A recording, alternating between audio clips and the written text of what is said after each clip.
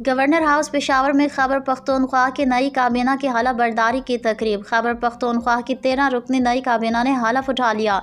محترم ناظرین، میں ہوں سعدیہ بطول اور آپ اس وقت دیکھ رہے ہیں جویا news network plus. Governor house Peshawar میں تقریب صوبائی کابینہ کی حلف برداری میں گورنر پختونخوا فیصل کریم کنڈی، وزیر اعلیٰ کے پی محمد سہیل آفریدی اور دیگر حکام نے شرکت کی۔ اسپیکر صوبائی اسمبلی بابر سلیم سواتی، چیف سیکرٹری اور آئی جی پی بھی تقریب میں موجود تھے۔ خیبر پختونخوا کے 13 رکنی کابینہ میں 10 وزراء، 2 مشیر اور 1 معاون خصوصی شامل ہیں۔ تقریب میں کے پی کابینہ میں شامل 10 صوبائی وزراء نے حلف اٹھایا۔